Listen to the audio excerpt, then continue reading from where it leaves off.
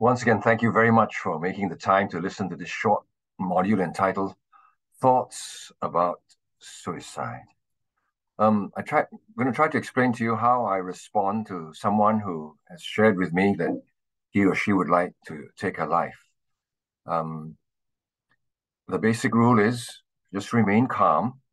Do not judge. This is fairly common. Um, Many people have thoughts about suicide, myself included. There are times when I've gone through a difficult time, um, and these thoughts just come flooding in. So don't judge. Just do what we've been training you to do all along in these pastoral care visits. Just uh, be still. Know that the Lord is with you. Listen attentively. Yeah. So sometimes I will just respond by saying, "Oh, I'm sorry to hear you say that. I remember when I felt like that," and I may begin to share just to set them at ease, to tell them they're not crazy. Many people feel like this. Uh, could you share with me why you're thinking about your own life? So these open-ended questions gives them the opportunity to share. It's a precious moment. Now, in the past, people used to say, it's the unforgivable sin. If you do this, you're going to be sent to hell and that kind of thing. And as far as I can tell from the scriptures, it is certainly not the unforgivable sin. People take their lives for very reasons, and I feel God surely understands, and in His mercy, uh, will not judge them for it. Yeah.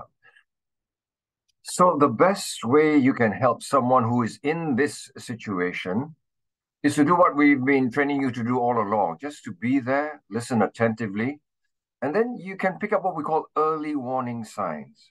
These are things faced by everyone.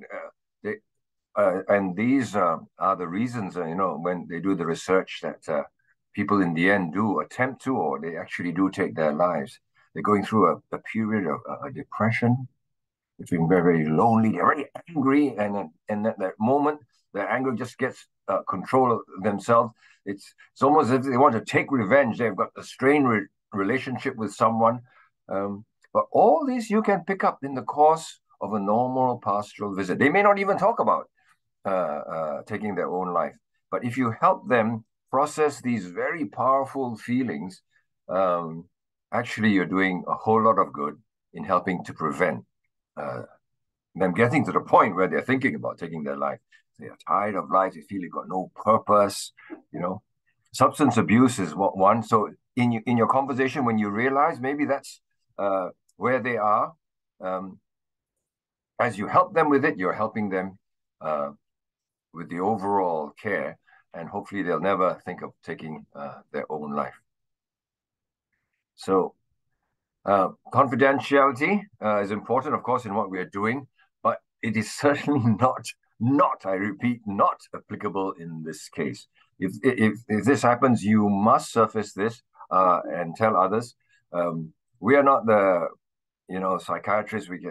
There's a lot we can do to help someone in that situation, but we must surface this to others. Especially if someone, they may say to you, I want to tell you something, but you must promise not to tell anyone, okay? And they try to put this pressure on you. Uh, this goes for all your visits. If they say this, you can say, respond something like this. I promise that our conversations are always confidential. I want you to feel safe to share with me. I'll not freely share with others everything you share with me. I will treat it with respect. However, I want you to know I do debrief my pastor or chaplain or supervisor about our visits so that I can learn to give you better care, to be a better pastoral care worker. Also, if what you say may help to save someone's life, it could be your own life, then I have to ask for help. All right. The other thing that's commonly told to help in this situation is you ask them, have you thought about how you would like to end your life? In other words, you're trying to see how far their thinking has gone. Do they have a concrete plan? And if they do, then of course, then it's a little bit more serious. Um, so that's a typical question we ask. And then When we get the opportunity, we try to establish an agreement. And it goes something like this, the next time you are flooded with thoughts about taking your own life, will you promise to, and in our case, we can say, we promise to ask one of the staff to pass an urgent message to our chaplain saying, I need to speak with you urgently. It's to get them to do something in the moment. They give them a handle so that they're not lost in their thoughts and don't know what to do. You say, when you feel like this next time, this is what you should do.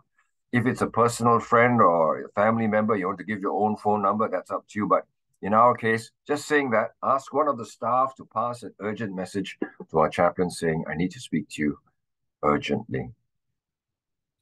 Yeah. Now, these conversations may actually give you the opportunity to walk them through their advanced care plan, something I spoke about in another module. You can check that out. And it's very important that we do about, helping people to face the end of life and to face it well. Because sometimes what's concerned them about, what's worrying them and why they want to take their life is they don't want to be a burden to others. And they look around and they see people, struggling at the end of life, and they don't want to go through so much pain, suffering. So this actually may be an opportunity for you to help them when they talk through their advanced care plan. Their thoughts of suicide may dissipate.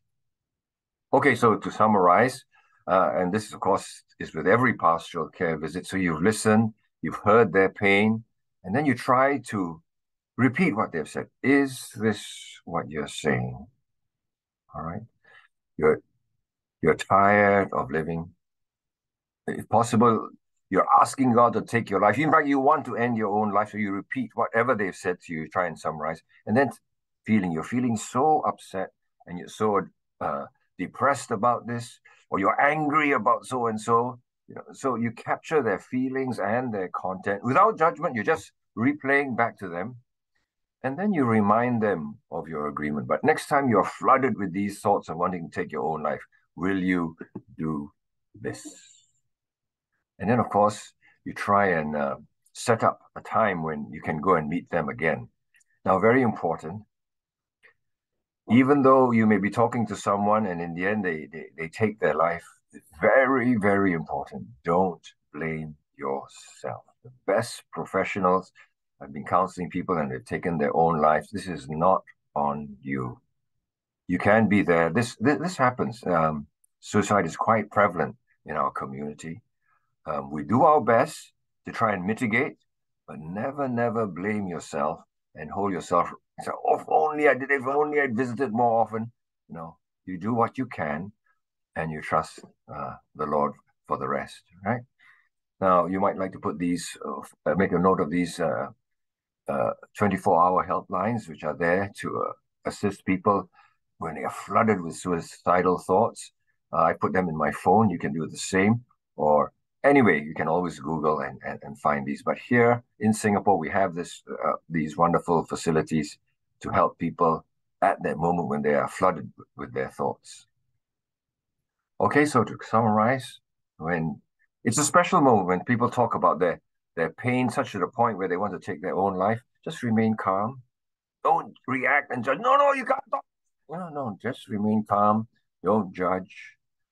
Listen attentively. And you're bringing God's presence. Just by being there, you're bringing God's presence to them. Thank you for listening.